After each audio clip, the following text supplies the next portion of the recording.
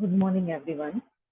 Now, today we are going to start new unit that is Unit 6, Human Values for Indian Managers. The contents are Introduction, Lessons from Ancient Indian Education System, The Law of Karma, Quality of Working Life, Ethics of Vivekananda, Gandhiji, Aurobindo, and Tagore. Okay, so let's start with introduction. In our last chapter, we discussed that how the knowledge of moral values influences the behavior of an individual. Any person in any profession needs such value systems to ensure ethical decisions and actions. We may think of the word business ethics to be completely contradictory because since our childhood, we have understood that businesses can involve unethical actions if required. As the world is becoming more and more competitive, the idea of business ethics keeps on blurring. In the last chapter, we have also seen that there are many theories which are used by people for moral reasoning, and again, the reasoning used by one person may vary in different situations and times. Such kind of liberty should be there to choose upon which logic to use only if it leads to ethical actions. But people have become more flexible in their values and principles and do not hesitate to do wrong. Many people compromise on the value factor when it comes to real life business practices and they think that it is okay to do unethical things for the sake of profitability of the organization or for self interest and to achieve their short term goals. We have seen many such cases in the world and in India where huge scams have been exposed and the perpetrators face a huge loss of reputation. Of course, financial losses being the obvious one. Organizations who loses goodwill also loses profitability, and all organizations that resorted to unethical means have eventually failed massively and destroyed. It is a known fact that unethical acts eventually leads to downfall. Still, people resort to that. What can be done for that? Firstly, as we saw in chapter 5, a strong culture of ethics must be built in the organization. Every employee of the organization must work in complete alignment with the value system of the organization. Values like honesty, integrity, justice, trust, creativity, hard work, etc., translating into providing the best products or service, customer centric, environmental friendly, social responsibility, solution orientation, etc., must be promoted in the organization. But for this, the managers who manage the work and people must first consider their own values. Their role in creating the value based culture in the organization is very vital. Who are these managers whom the employees follow, who guides and inspects them, and who is instrumental in creating a certain culture? They are all hired by the organization according to their educational eligibility.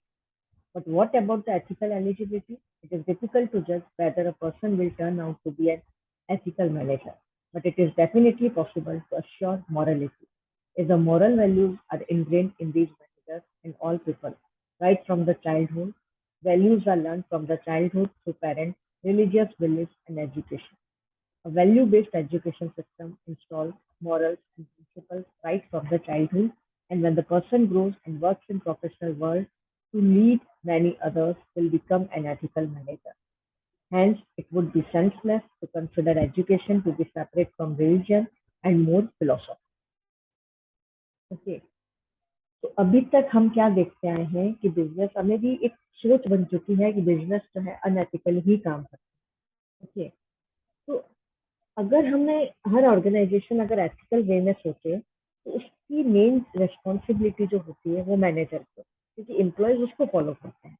अगर manager ही unethically काम करेगा तो बाकी employees भी वैसे ही काम करेंगे। ठीक है, तो आप जब किसी एम्प्लॉय को हायर करते हो तो एजुकेशनल क्वालिफिकेशन तो आप देखते हो, तो उसकी मोरली जो एथिकली एलिजिबिलिटी क्या होनी चाहिए ये भी आपको देखनी है। और ये वैल्यूज की एकदम से नहीं आती, ये आपने बचपन से बनी जाती। ठीक है, तो आप सिर्फ एजुकेशन बेस पर एम्प्लॉयज नहीं देखना चाहिए, वैल्यू बेस्ड जो है जो एथिकली डिसीजन लेने में आपकी हेल्प कर सके वो भी आपको कंसिडर करना चाहिए।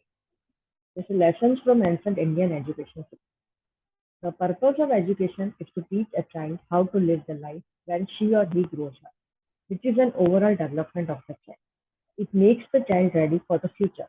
It not only involves the skills to make living, but also life skills like discipline, honesty, decision making, leadership, management of things, and many more. Just learning the vocational skills doesn't suffice as it only helps a person to carry out the activity.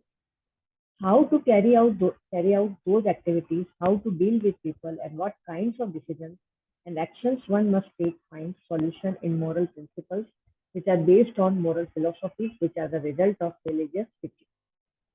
The importance of religious teaching in education has gone down because, firstly, people have distorted the meaning of religion, and secondly, because people feel that to carry out economic activities, there is no need of religion.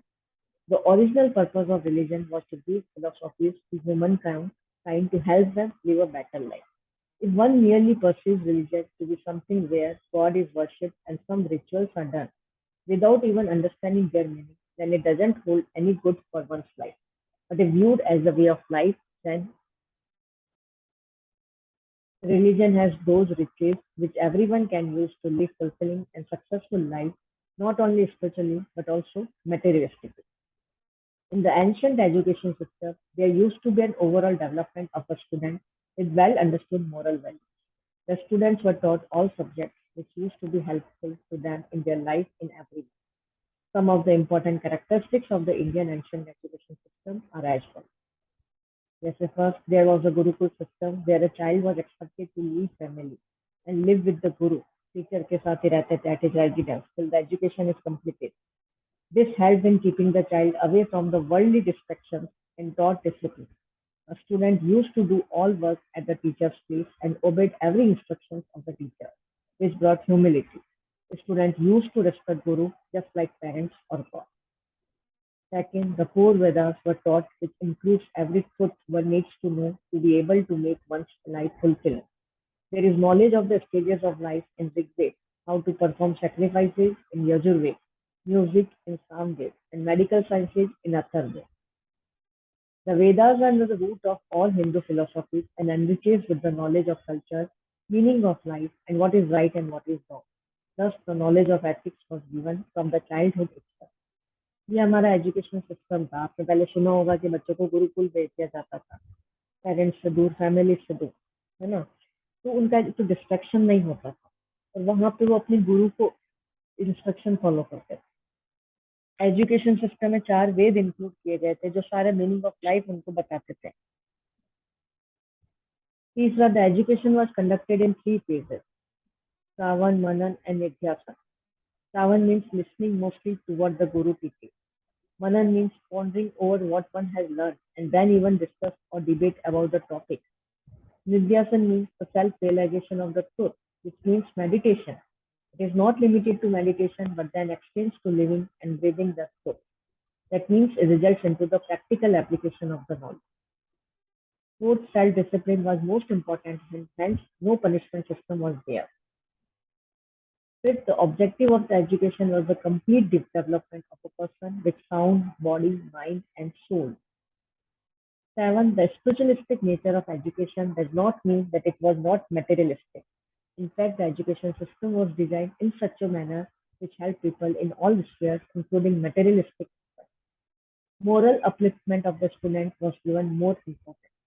The above points are a few features of Indian education system from the point of view of learning for managers. In today's world of fast development and high competition, the managers have various things to take care of in an organization. The position of any manager is very important, not only for smooth management, but also to create a culture of ethics. The managers also go through many challenges daily in the fast changing world. They are very overloaded and sometimes they face anxiety and stress as they face a lot of dilemma when it comes to wisdom to choose between right and wrong and solving problems in a holistic manner. But the Indian ancient education system was such that the managers can learn everything related to their work. The above points prove that the pupils in ancient education system learned self-discipline, hard work, self-control, independent thinking due to Manan and Nidhyasana, independent decision making as they lived away from parents, and clarity about what is right or wrong as they were given moral education. All these were very helpful for a manager working in any kind of organization.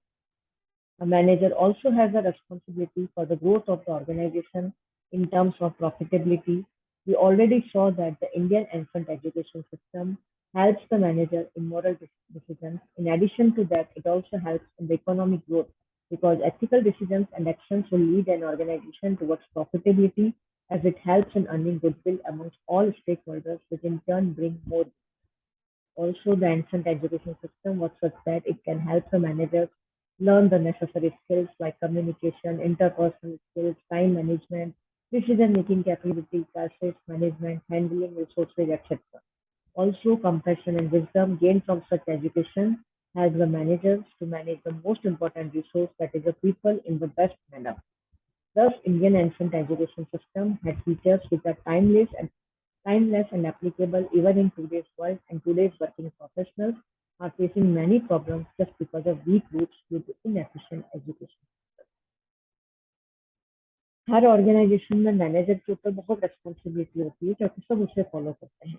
तो अगर हमारा जो ancient education system था वो चीज़ अगर follow की जाए तो मैनेजर आज की डेट में सब चीज़ें सारी स्किल्स उनके पास होगी।